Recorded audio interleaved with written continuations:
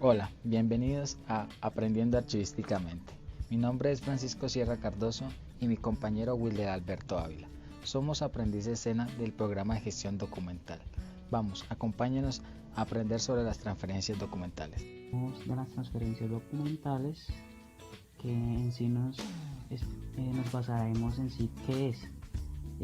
Principalmente se caracteriza por ser una de las etapas de análisis donde a su vez se prepara y a su vez también es un conjunto de expedientes o series documentales donde su rol es principalmente hacer un traslado sistemático o de una sesión que custodia el archivo central.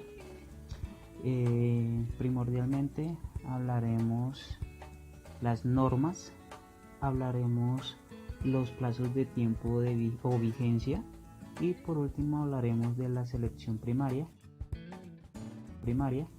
que es en la parte de las transferencias documentales. En las normas tenemos el marco de procesos de la creación y organización documental. También tenemos el manual de procedimientos administrativos y por último tenemos el manual de administración y organización del archivo central. Muy bien, en los dos primeros respectivamente son dos documentos técnicos que describen y establecen funciones básicas y específicas de los procesos administrativos de las oficinas de archivísticas. Digamos, en sí estos son valores primarios. En el tema de los plazos o tiempo de vigencia, en sí nos está queriendo decir los documentos deben tener un tiempo mínimo de retención tanto en el archivo central o en el archivo de gestión. Aquí hablaremos un poco que donde por lo mínimo debe tener 2 años resguardado de la unidad donde se produce el documento. En muchos casos estos documentos deben estar activos o semiactivos en la organización.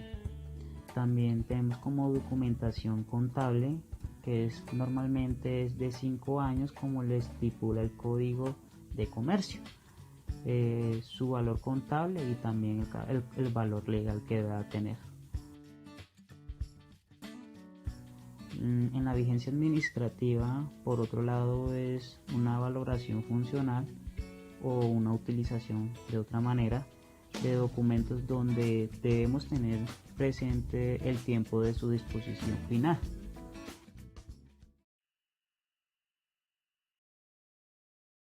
Tenemos la selección primaria.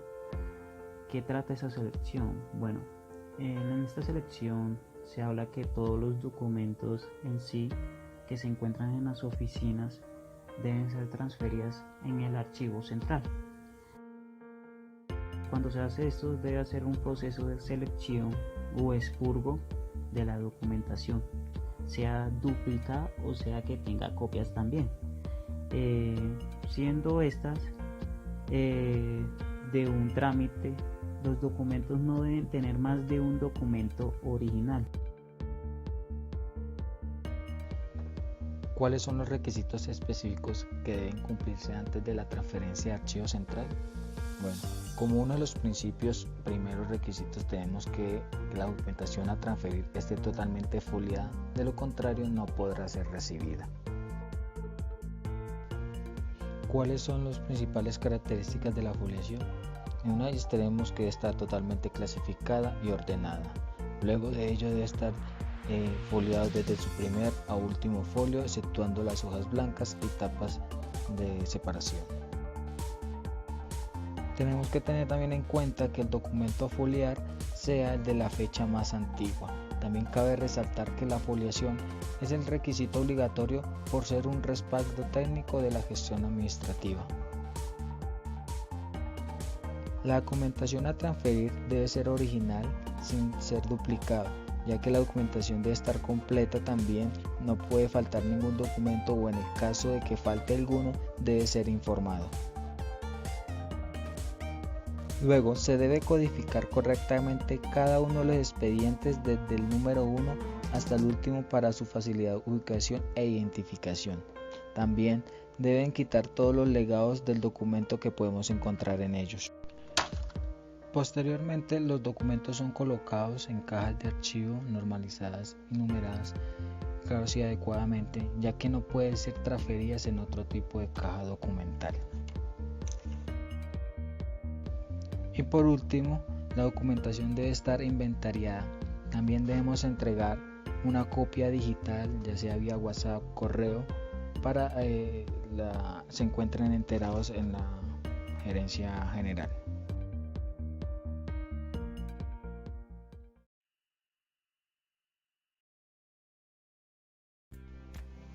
Ahora, los procedimientos para realizar una transferencia. Como primero, debemos realizar un comunicado al archivo comentando las intenciones de la transferencia. Luego, se debe hacer una nota al director general de Asuntos Administrativos solicitando la transferencia y los motivos. También se coordina y se realiza la entrega en los ambientes de archivo central. Y ya, una vez verificada la documentación y si todo se encuentra en orden, se realiza un acta de entrega y recepción documental. Para de esta manera dar como realizado una transferencia, de lo contrario no se podrá realizar esta transferencia documental.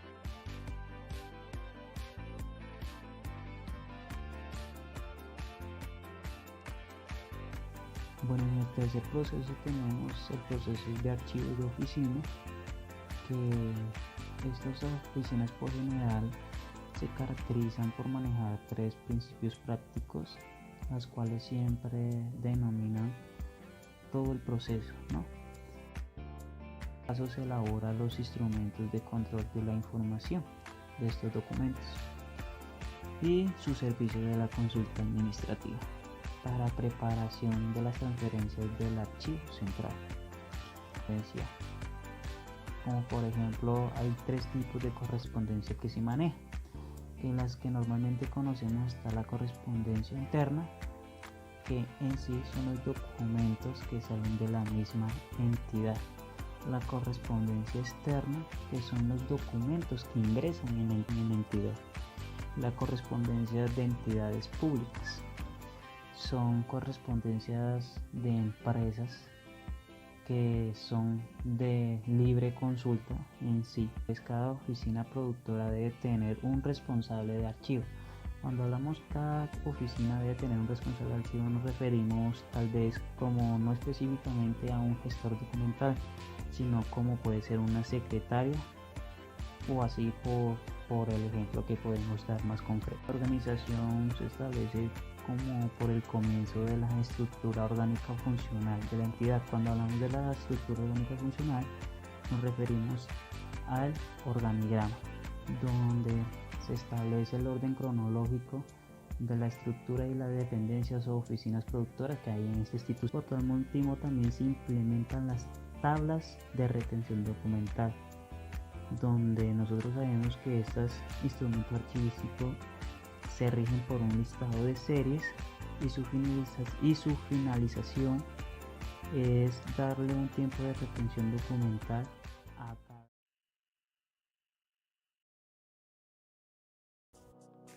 Si hablamos de una serie documental, en sí es el contenido de un documento producido por una oficina productora, que es una unidad administrativa en sí, ¿no? Si hablamos de un expediente, es como el conjunto, serían como testimonio individual de la actuación administrativa. Ahora sí, en el último paso pues hablaremos de los tipos de ordenación física de los documentos, que en sí tenemos la ordenación interna y por decir tenemos el orden cronológico, que digamos en sí son las carpetas documentales que se organizan en un orden específico, del más antiguo que queda en la parte inferior, o sea, de último, y la más reciente en la parte superior, o sea, el comienzo. Asimismo, también tenemos el orden numérico, que esta ordenación se clasifica por los códigos asignados cronológicamente en una carpeta. Tenemos el orden temático, que se agrupa en documentos por subdivisiones en un orden también cronológico.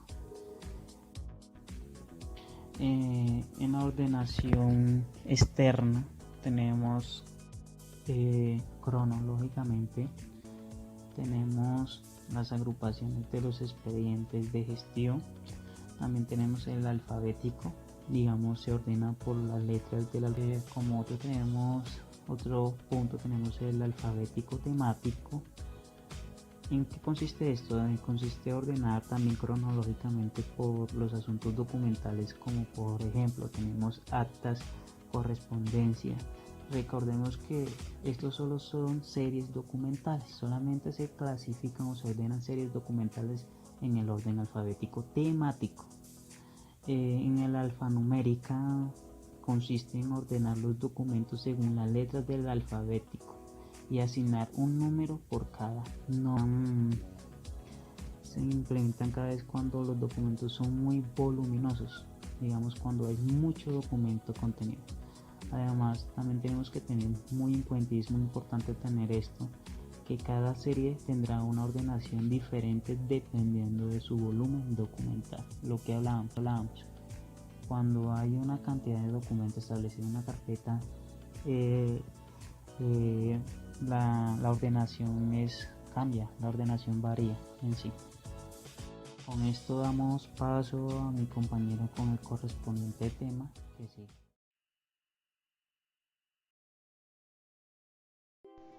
Cuando nos referimos al marco legal, buscamos la legislación que ampara para el manejo de la documentación en una entidad o una institución.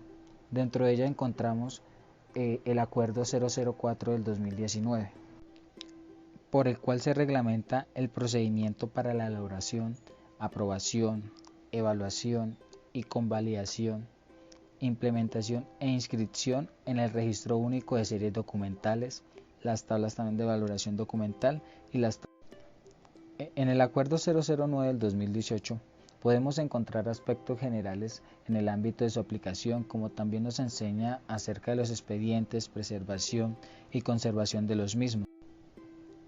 También nos enseña el uso de las tecnologías para la administración de la información de los documentos y finalmente la disposición de los documentos.